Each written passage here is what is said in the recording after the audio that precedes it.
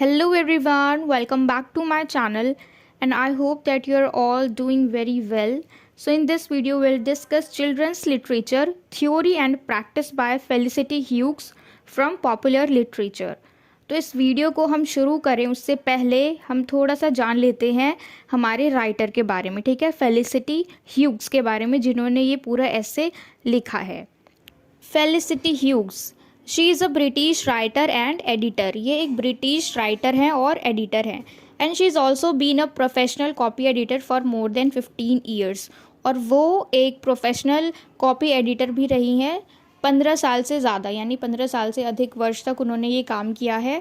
And she is worked for a variety of different publications including Harper's बाजार, डिसेंटर and the Japan times.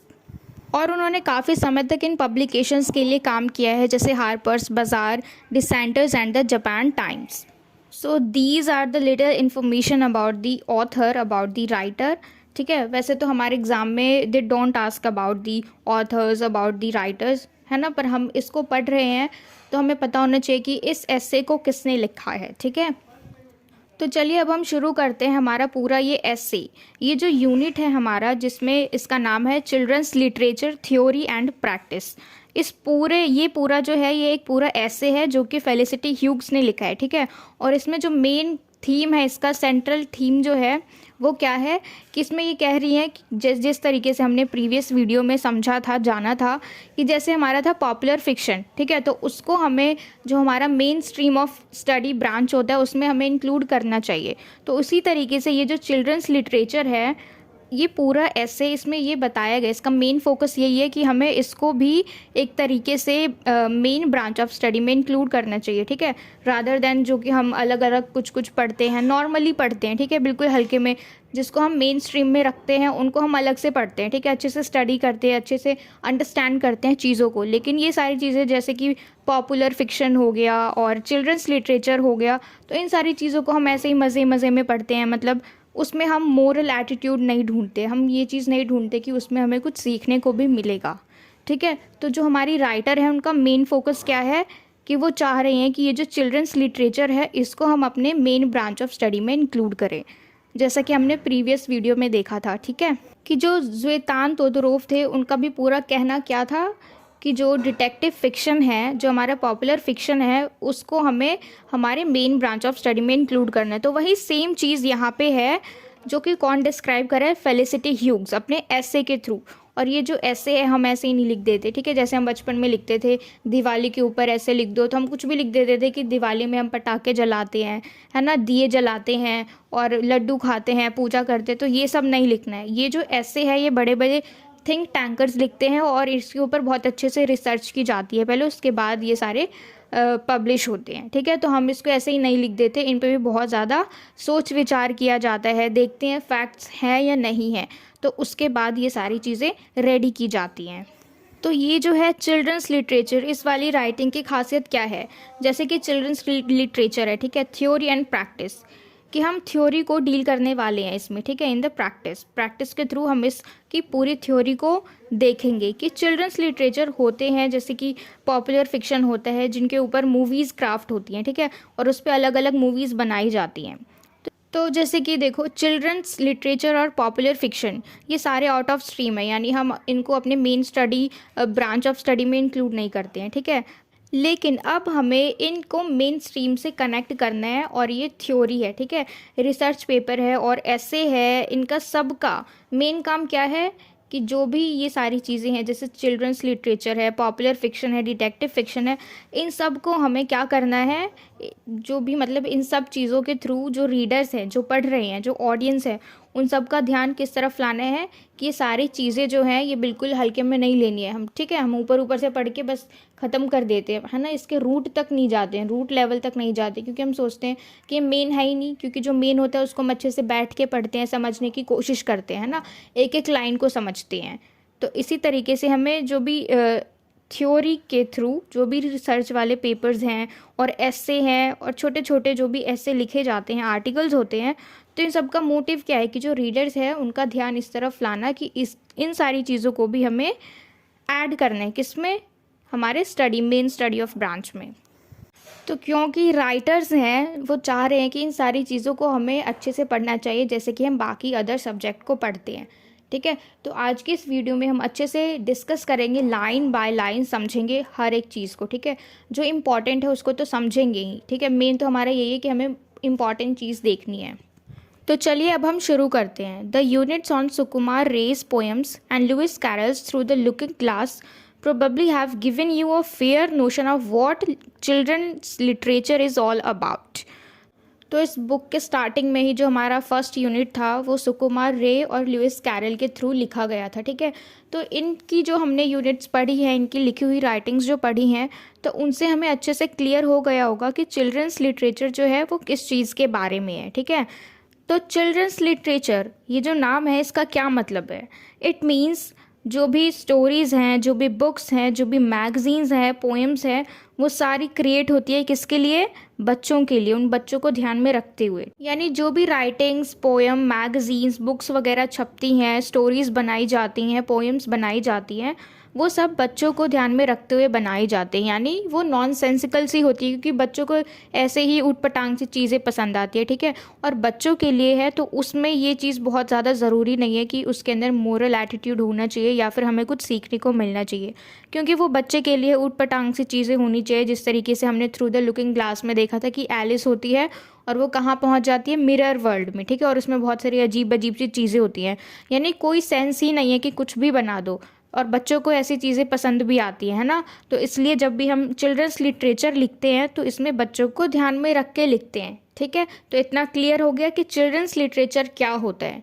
तो इसी को हम theory में डिस्कस करेंगे अच्छे तरीके से। ठीक है, चलिए स्टार्ट करते हैं। A child is usually seen as an innocent creature, and in the early 19th century there was a general tendency among the romantic poets in England, especially William Wordsworth, William Blake and others, celebrating the childlike innocence. But at the same time it was seen as a kind of a innocence which can be corrupted by the experiences of this world, and therefore the need to gain supreme innocence by going through the phase of experience। अब इसमें क्या दिखाया गया है कि बच्चा जो है वो बहुत ही ज़्यादा इनोसेंट क्रिएचर होता है। ठीक है, जो कि थोड़ी सी बात गलत है। क्यों? क्योंकि बच्चा जो है इनोसेंट तो होता है, लेकिन जब वो बचपन में होता है अपने, जब वो रेंगता है, मतलब जब वो अपने पैरों पे नहीं चल पाता, तो उस वक्त किस तरीके से वो खुद ही सारी चीज़ों को अच्छे से ऑब्जर्व करता है और खुद ही सीखता है ना। जो भी लैंग्वेज है वो खुद ही इंटरप्रेट करते हैं। इसलिए तो बच्चों को कहते हैं ना कि बच्चे छोटा साइंटिस्ट होते हैं, क्योंकि वो अपने आप ही सब कुछ डिज़ाइन करता है, सब कुछ सीखता है। ठीक है, लैंग्वेज को भी खुद ही इंटरप्रेट करता है। तो ऐसे ही कोई भी उसको कुछ भी नहीं सिखाता। ठीक है, वो सब कुछ खुद ही करता है जब वो छोटा बच्चा होता है, क्योंकि उसके अंदर उस वक्त उतना दिमाग नहीं होता, उसका दिमाग जो है उतना डेवलप नहीं होता कि कोई उसको कोई चीज़ सिखाए और वो एकदम से कैच कर ले उस चीज़ को। तो वो खुद ही अपने बल पे, अपनी एबिलिटी के अकॉर्डिंग सब कुछ सीखता है धीरे धीरे।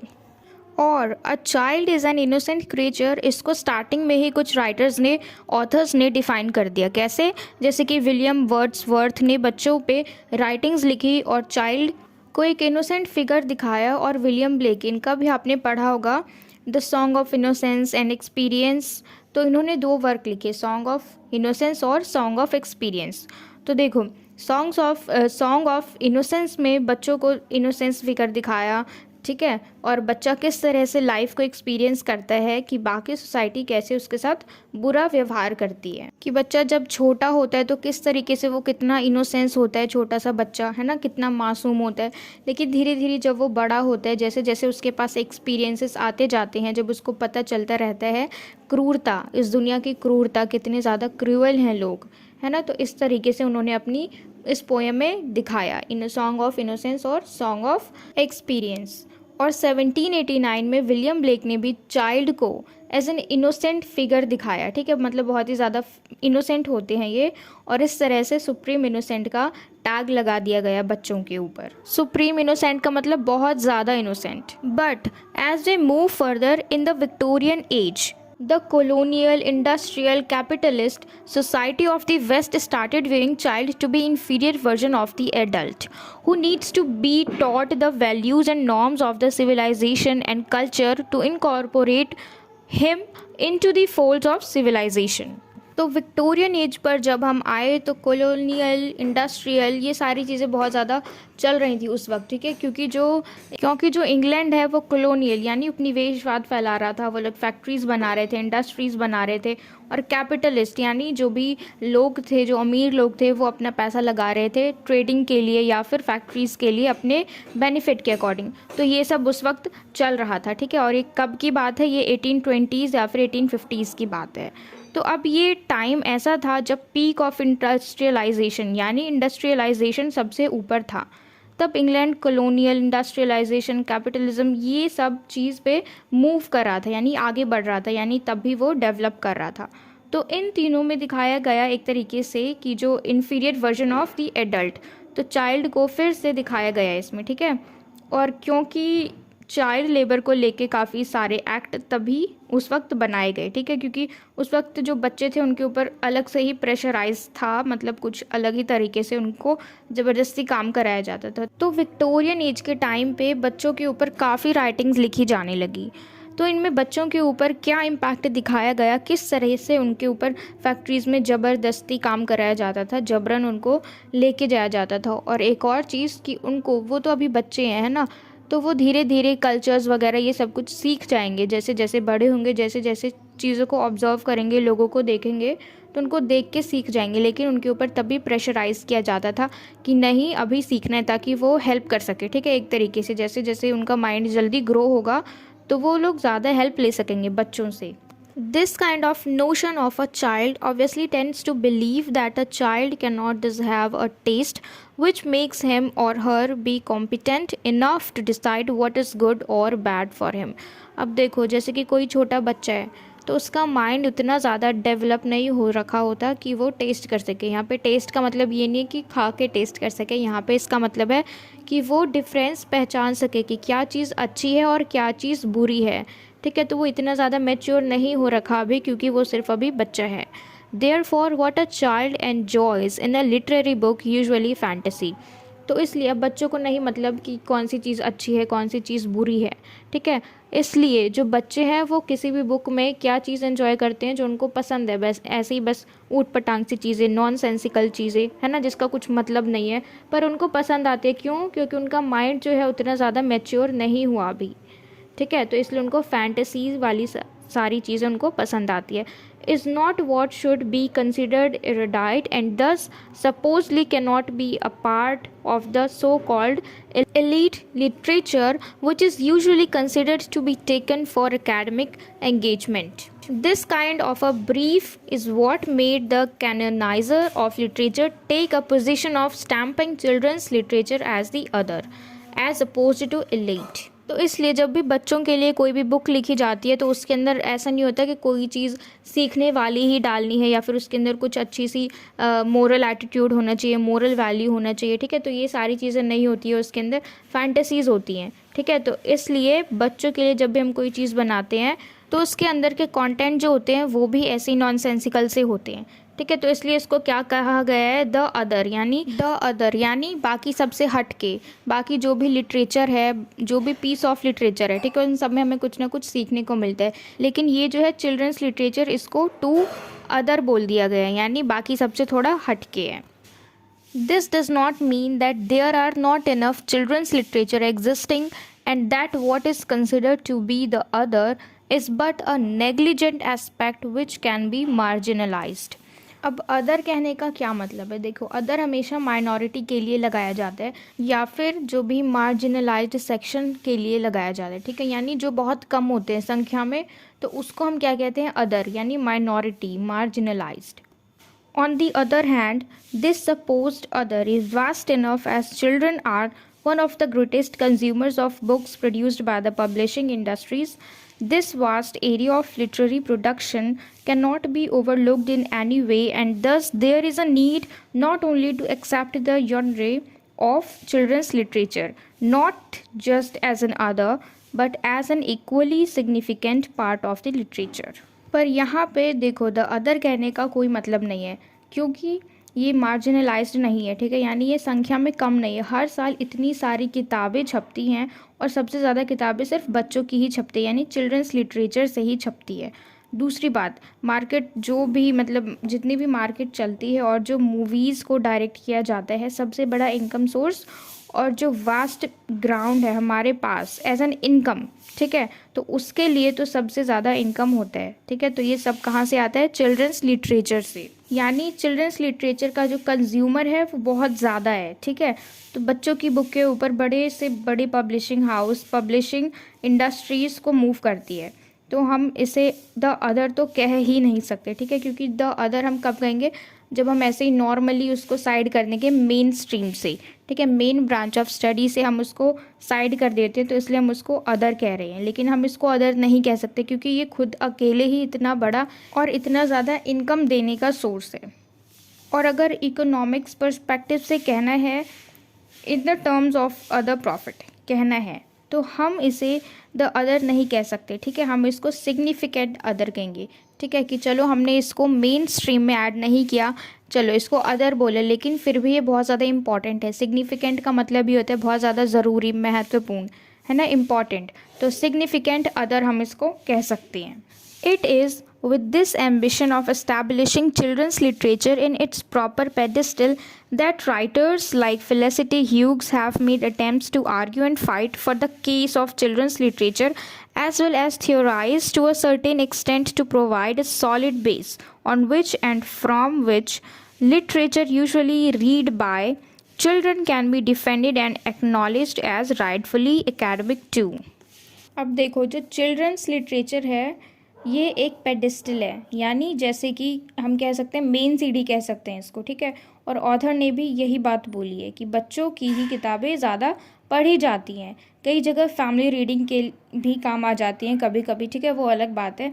वैसे चिल्ड्रंस लिटरेचर की इतनी ज़्यादा पब्लिशिंग हाउस है, इतनी ज़्यादा प्रोडक्शन है, तो इसे हम अदर तो कह ही नहीं सकते, बल्कि हम इसे क्या कहेंगे? Significant other. In other words, it can be said that even though writers of children's literature have considerable achievements in spite of a lack of critical and theoretical support, only goes on to prove that children's literature has a considerable space in the history of literature, even if the theory of children's literature is in a state of confusion. तो ये बहुत ही important consider किया जाना चाहिए, जैसे कि novel को एक तरह का सीरियस फॉर्म माना जाता है, ठीक है, serious form of an art कहते हैं नॉवेल को। वैसे हम नॉवेल को किस लिए पढ़ते हैं? For the sake of the enjoyment, ताकि हमें मज़ा आए, हम एन्जॉय करें नॉवेल में, क्योंकि अलग अलग प्लॉट चेंजेस होते रहते हैं, उसके अंदर कैरेक्टर्स आते रहते हैं ना, कैरेक्टर्स तो बहुत ज़्यादा ही होते हैं उसमें, ठीक है। तो हम नॉवेल को कभी भी स्किप नहीं करते, क्यों? क्योंकि हमें इंटरेस्ट होता है कि अरे अब आगे क्या होगा, अब आगे क्या होगा, तो हम उसमें एक भी सीन जो है वो मिस नहीं करना चाहते, ताकि हम पूरा कॉन्सेप्ट जो है वो अच्छे से क्लियर हो जाए। तो पूरा बेस क्या है नॉवेल का, नॉवेल पढ़ने का रीज़न क्या है? इंटरेस्ट, ठीक है। तो नॉवेल के पेज को मूव करवाती है वो क्या है? इंटरेस्ट, ताकि हम पढ़ते हैं, फिर अगला पेज हम बिल्कुल भी स्किप नहीं करते, हम देखते हैं कि अरे नहीं इसमें भी कुछ होगा, छोटा मोटा सीन तो होगा ही होगा, तो हम वो भी पढ़ते हैं। फिर वो पेज ख़त्म करने के बाद फिर हम नेक्स्ट पेज पे जाते हैं, मतलब हम स्किप नहीं करते। क्यों? क्योंकि हमारे अंदर इंटरेस्ट बन जाता है कि हमें हर चीज़ जाननी है, ताकि हमारा जो पूरा कॉन्सेप्ट है उस नावल को लेके वो क्लियर हो जाए अच्छे से। Felicity A. Hughes, in her essay Children's Literature, Theory and Practice, poses the challenge to the critics by pointing out how children's literature is relegated to the realm of popular fiction as a significant other, so as to constitute novel as a serious form of art, as an artifact which is not merely for family reading but an intellectual discipline. तो इसके पीछे कोई reason नहीं होता और ना ही कोई concept होता है, सिर्फ क्या होता है? हमारा इंटरेस्ट होता है। तो वैसे तो नॉवल को serious form of an art बोला जाता है, जबकि उस चीज़ को मूव क्या करवा रही है? हमारा इंटरेस्ट जो बन गया है बिल्कुल पूरी तरीके से, कि हमें सब कुछ जानना है ना, नॉवल को अच्छे से समझना है। तो हमारा इंटरेस्ट ही उस नॉवल को आगे मूव करवाती है। जो इतनी मोटी मोटी बुक्स होती हैं और हम उस मोटी नॉवेल्स को अच्छे से पढ़ लेते हैं, कवर कर लेते हैं, क्यों? क्योंकि उसके पीछे हमारा इंटरेस्ट होता है, ठीक है। क्योंकि हम बुक तो अपने स्कूल के भी पढ़ सकते हैं, कॉलेज के भी पढ़ सकते हैं, लेकिन हम वो ना पढ़ के नॉवल पढ़ते हैं क्योंकि हमारा इंटरेस्ट होता है उसमें, ठीक है। एक तरीके से पेन जो हम कहते हैं ना बाइंड करी होती है, कि मतलब एक पेज पढ़ो फिर दूसरा वाला नेक्स्ट पेज पे चले जाओ, फिर वो पूरा पेज पढ़ो, उसमें कुछ भी मिस नहीं होना चाहिए, फिर हम उसको पलटते हैं। तो इस तरीके से ये पूरा बाइंड बन जाता है, ठीक है, कि हम कुछ भी स्किप नहीं करना चाहते हैं। तो वही सेम इंटरेस्ट जब बच्चों के लिटरेचर में आ जाती है, क्योंकि नॉवल भी तो हम इंटरेस्ट के बेस पे ही पढ़ रहे हैं, क्योंकि उसके अंदर कुछ ऐसा है ही नहीं जिसको हम serious form of an art कह सकें, ठीक है, तो उसके अंदर ऐसा कुछ भी नहीं है, लेकिन हम क्यों पढ़ते हैं फिर भी उसको इतना ज़्यादा, क्योंकि हमारा इंटरेस्ट होता है। तो वही बात यहाँ पे है कि जिन चीज़ों में बच्चों का इंटरेस्ट होगा तो बच्चों के लिए उसके हिसाब से ही चीज़ें बनाई जाएंगी। लेकिन वही सेम इंटरेस्ट जब बच्चों के लिटरेचर में आ जाती है तो उसे हम क्या कह देते हैं, अदर राइटिंग, है ना। तो उसे as a serious form of an art क्यों नहीं माना जाता। तो ये क्वेश्चन जो है वो हमारी राइटर उठाती हैं कि हम भी उसी इंटरेस्ट से नावल पढ़ते हैं, हम बड़े लोग, और फिर बच्चे भी उसी इंटरेस्ट के साथ अपनी बुक को पढ़ते हैं, है ना, अपनी पोएम्स को पढ़ते हैं, जो भी अब भले ही वो नॉन सेंसिकल हो, ठीक है, क्योंकि उनके मेंटालिटी के हिसाब से वो उनके लिए इंटरेस्टिंग है, तो इसलिए वो उसको पढ़ते हैं। तो बात तो वही हो गई कि हमारे लिए भी हम इंटरेस्ट के साथ पढ़ते हैं, बच्चे भी अपने इंटरेस्ट के साथ पढ़ते हैं, तो हम उनकी चीज़ों को, ठीक है, उनके चिल्ड्रंस लिटरेचर को क्यों नहीं कंसिडर कर रहे हैं as a form of an art, क्योंकि चीज़ तो दोनों सेम है, नॉवल भी और जो लिटरेचर है, जो बच्चों का लिटरेचर है वो भी। तो अब आगे बढ़ते हैं।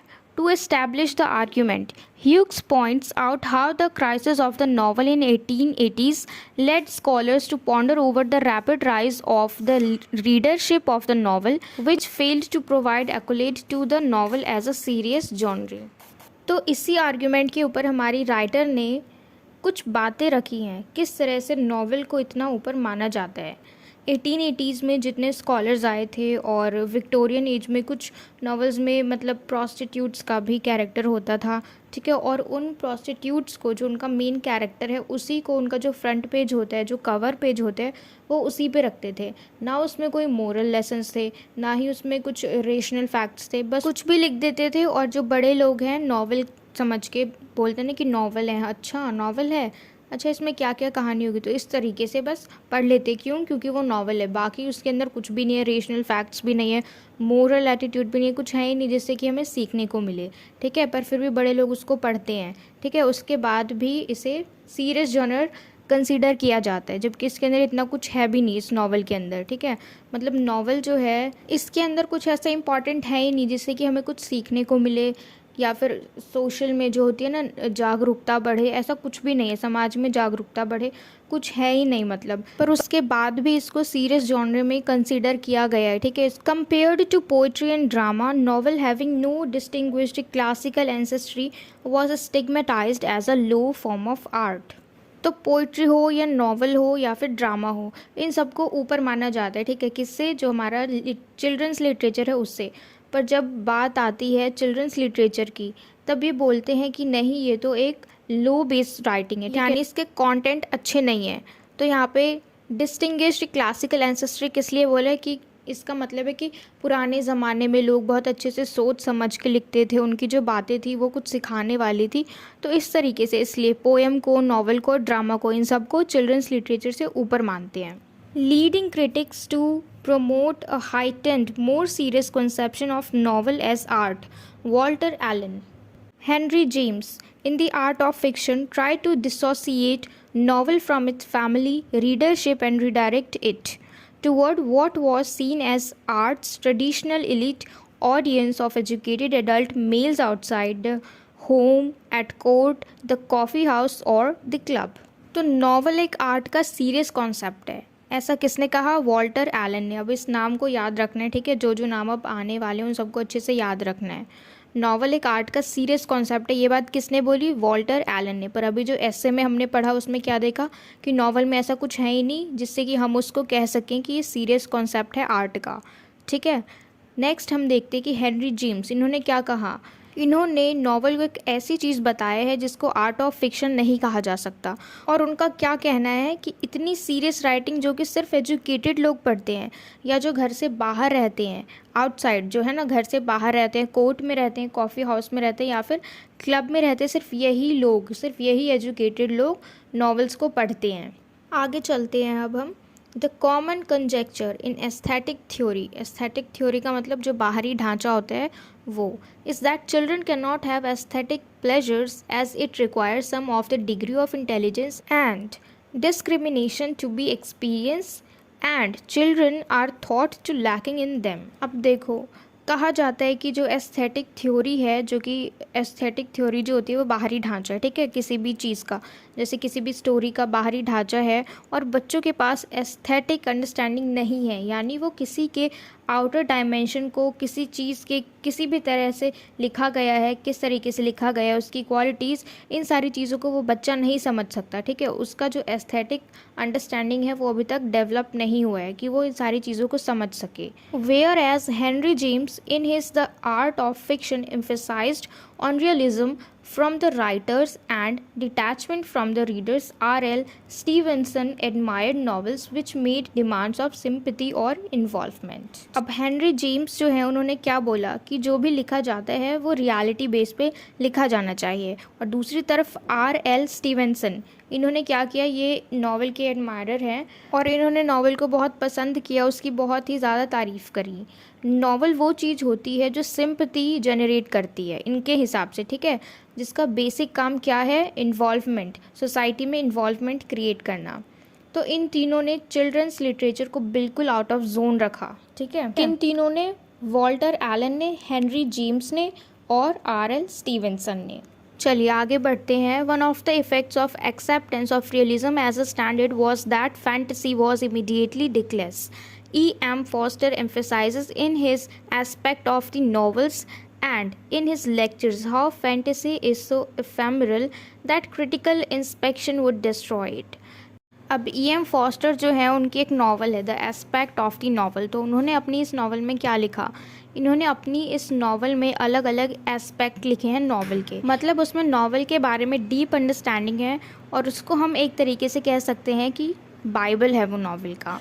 अब उसमें क्या क्या चीज़ें अच्छे से उसमें डेफिनेशन बताया हुआ है नावल का, राउंड कैरेक्टर, फ्लैट कैरेक्टर और नावल के पार्ट्स। तो basic infrastructure of the novel वो E.M. फॉस्टर ने डिफ़ाइन किया है, ठीक है, इस बात को याद रखना। ये जो नाम है इनका E.M. फॉस्टर, इन्होंने क्या किया है, नावल को अच्छे से डिज़ाइन किया है और डेफिनेशन भी दी है, और इनका नावल का क्या नाम है, the aspect of the novel. तो इनका कहना क्या है कि फैंटेसी वाली राइटिंग शॉर्ट टाइम के लिए होता है, ठीक है। अभी जो हमने यहाँ पे एक वर्ड देखा था एफेमरल, तो इसका मतलब है ऐसे ही कहानियाँ जो कि थोड़े टाइम के लिए टिकें, ठीक है। तो ये जो फैंटेसी है, इन्होंने क्या कहा है कि ये बहुत ही ज़्यादा एफेमरल टाइप होती है, कम टिकती है राइटिंग शॉर्ट टाइम के लिए, ठीक है, शॉर्ट टाइम के लिए ही होती है ये राइटिंग्स, उनका क्रिटिकल इंस्पेक्शन नहीं किया जाता। कहने का मतलब है कि ये जो भी फिक्शियस राइटिंग होती है वो बहुत शॉर्ट टाइम का ही होता है, ठीक है, जिसमें ढंग की चीज़ नहीं होती, इनका कहना ऐसा है। The prejudice against fantasy in the early 20th century made it a point that any writer of fantasy is forced into writing for children। अब यहाँ पे देखो, चिल्ड्रंस लिटरेचर के लिए स्टार्टिंग से ही इन्होंने प्रेजुडिस बना रखा है, ठीक है, यानी कि मतलब कुछ रीज़न नहीं है, बस ऐसे ही अनवांटेड हेट बोलते हैं ना, तो उस तरीके से कि अगर किसी ने बोल दिया चिल्ड्रंस लिटरेचर के बारे में कि ये बहुत ज़्यादा बेनिफिशियल नहीं है स्टडी ब्रांच में, और इसको हमने ऐसे ही सिर्फ नॉर्मल सब्जेक्ट रखा हुआ है इसमें, मतलब इसको हमने इंक्लूड नहीं करा अपने मेन स्टडी ऑफ ब्रांच में, मेन स्ट्रीम में इंक्लूड नहीं किया। अब जो दूसरा वाला ये बात सुन रहा है, अब वो ना ही इसके बारे में कोई रीज़न पूछेगा कि क्यों ऐसा है, कुछ भी नहीं, अब ये बात सुन ली, अब बस माइंड में सेट हो गया एक प्रेजुडिस, जिसको हम बोलते हैं ना अनवांटेड हेट, ठीक है, कि कोई रीज़न नहीं है, बस ऐसे ही उसको बोलते रहते हैं सब। तो इस तरीके से चिल्ड्रन लिटरेचर के बारे में भी एक प्रेजुडिस सेट किया हुआ है और अपने आप से ही अनाउंस किया गया है कि ये टेरर, पॉलिटिक्स और सेक्स जैसे टॉपिक से बहुत दूर है। अब इसका कहने का मतलब ये है कि ये सारी चीज़ें, अगर ये सारे टॉपिक्स बच्चों के लिटरेचर में होंगी तो वो कुछ काम की चीज़ है कि हाँ भाई हमें कुछ सीखने को मिल रहा है। लेकिन यहाँ पे क्या बोल रखा है प्रेजुडिस में कि ये सब तो होता ही नहीं है, अगर यही सारी चीज़ें नहीं होती तो उसमें क्या होता है, फिर सारी फालतू की चीज़ें होती हैं। तो इस तरीके से इसके लिए प्रेजुडिस सेट किया गया है। आगे बढ़ते हैं। Your reading of children's literature in this course, Lewis Carroll और Sukumar Ray as well as Felicity Hughes essay Children's Literature Theory and Practice probably has put you in some kind of firm standing in your understanding of the premise on which children's literature can be justified to be good enough for academic and critical engagements। अब अगर आप ये unit पढ़ रहे हो तो इसका मतलब है कि आपने इससे पहले जो, क्योंकि ये जो बुक है हमारी पॉपुलर लिटरेचर, इसके जो शुरू के ही यूनिट्स है वो लुइस कैरल और सुकुमार रे ने लिखे हैं, ठीक है। तो इनके सारे कॉन्सेप्ट्स तो आपको पहले से ही क्लियर होंगे ऑब्वियसली, ठीक है। तो इसलिए अगर आपने ये सबको पढ़ लिया है और ये हमारा जो है फेलिसिटी ह्यूग्स का ये जो ऐसे है, इतना पढ़ने के बाद आपको ये चीज़ तो क्लियर हो ही गई होगी कि ये जो लिटरेचर है, चिल्ड्रंस लिटरेचर है, इसको हमें कंसिडर करना चाहिए, ठीक है, कि ये बहुत ही ज़्यादा अच्छा है। This is good enough for academic and critical engagements. तो इतनी अंडरस्टैंडिंग तो सब में है कि हमने इतना सब कुछ पढ़ा तो कुछ तो सीखा होगा, है ना, कुछ तो समझा होगा। तो यही चीज़ हमें यहाँ पे समझना है कि हमने लुइस कैरल के भी यूनिट्स पढ़े, सुकुमार रे के भी पढ़े, और ये जो है फेलिसिटी ह्यूग्स, इनके ऐसे से भी हमें इतना पता चला कि हमें इस पूरी चिल्ड्रंस लिटरेचर को कंसिडर करना चाहिए as a mainstream. Next है हमारा It is this questioning aspect of the children which is being employed by various writers to question the validity, logic as well as existence those aspects of society। तो यहाँ पे देखो अलग अलग writers ने भले ही माना कि फिक्शियस राइटिंग लिखी है, पर फिर भी उसके पीछे एक वैलिड रीज़न है। देखो अब यहाँ पे हमने देखा कि इस यूनिट में, इस एस्से में, ठीक है, जो भी राइटर्स हैं उन सबका पर्सपेक्टिव क्या है, उस सबका कहना क्या है कि ये एक फिक्शियस राइटिंग है, ठीक है। अब आगे चलते हैं हम। Julia Briggs comments that children's books are written for a special readership but not normally for members of that readership. Both the writings and quite often the buying of them is carried out by adult non-members on behalf of child members. Therefore, to define children's literature is one of the most difficult tasks, as what children read is often determined and decided by adult member taking care of children. अब यहाँ पर देखो Julia Briggs, इन्होंने comment किया है, क्या comment किया है कि जो भी बुक्स लिखी जाती हैं वो स्पेशल रीडरशिप के लिए होती है, ठीक है, लेकिन उसको पढ़ता कौन है। तो अगर कोई बुक एडल्ट्स के लिए है तो उसको एडल्ट्स ही पढ़े, बच्चे ना पढ़े, और अगर कोई बुक बच्चों के लिए तो उसको एडल्ट्स ना पढ़े। इस तरीके से कि जो बुक जिसके लिए लिखी गई है वो पढ़े, ठीक है, लेकिन बच्चों के लिए जो भी बुक्स खरीदने वाले होते हैं वो एडल्ट होते हैं ना, कि हमारे साथ अगर कोई बच्चा है तो हम उसको नहीं कहते कि जो पसंद है उठा लो, हम उसको अपने हिसाब से ख़रीद के देते हैं, है ना, और एडल्ट अपने दिमाग से वो किताब ला के बच्चों को देते हैं और फिर बच्चे उस चीज़ को रीड करते हैं। तो यहाँ पे मोस्ट इम्पॉर्टेंट थिंग जो आपको समझनी है कि देखो यहाँ पे इसका नाम क्या है, चिल्ड्रंस लिटरेचर, लेकिन जो इस बुक को पब्लिश कर रहा है, जो इस बुक को लिख रहा है, वो कौन लिख रहा है, एडल्ट, बड़े लोग लिख रहे हैं, ठीक है, लेकिन किसके लिए लिखा जा रहा है, बच्चों के लिए, ठीक। अब ये बुक पब्लिश होके मार्केट में आ गई, अब जो भी ख़रीदने आ रहे हैं तो सीधे बच्चे नहीं आ रहे हैं, उनके साथ कौन खरीदने आ रहे हैं, उनके बड़े लोग, यानी जिसने लिखा वो भी बड़े हैं, जिसने पब्लिश किया वो भी बड़े हैं, जो खरीद रहे हैं वो भी बड़े हैं। तो यहाँ पे बच्चों को तो मिला ही नहीं अपने हिसाब से उनको कंटेंट जो उनको चाहिए। तो यहाँ पे जो चीज़ है, जो बुक है, जो स्टोरीज़ है, वो बच्चों के लिए बन रही है, लेकिन उसके पीछे कौन काम कर रहा है, जो एडल्ट माइंड है वो। क्योंकि देखो अगर फॉर एग्जांपल के लिए आप खुद को रखो और आप कहीं जा रहे हो बुक खरीदने अपने छोटे भाई बहन को, ठीक है, ऐसी कहानियों की बुक, तो अब आप जाओगे तो आप क्या सोचोगे कि अरे पढ़ेगा ही, तो इसको कुछ ऐसा देते ना कि जिससे ये सीखे, है ना। हम उसको टेबल्स दे देंगे, टेबल की बुक दे देंगे, या फिर अ से अनार वाली बुक दे देंगे, ABCD अल्फ़ाबेट्स वाली बुक दे देंगे, लेकिन उसको क्या चाहिए, उसमें फैंटेसीज़ होनी चाहिए, उसमें कार्टून छपे होने चाहिए, ऐसी बुक चाहिए। लेकिन हम क्या करेंगे कि हम उसको अपने अकॉर्डिंग बुक दे देंगे कि जिससे हम सोचेंगे कि अगर पढ़ ही रहा है, टाइम वेस्ट कर ही रहा है, तो सही है, पलट पलट के एक ही चीज़ को रट रट के इसको कम से कम याद तो होगा। तो इस हिसाब से हम जो बड़े होते हैं अपने अकॉर्डिंग बच्चों को बुक दे देते हैं, है ना।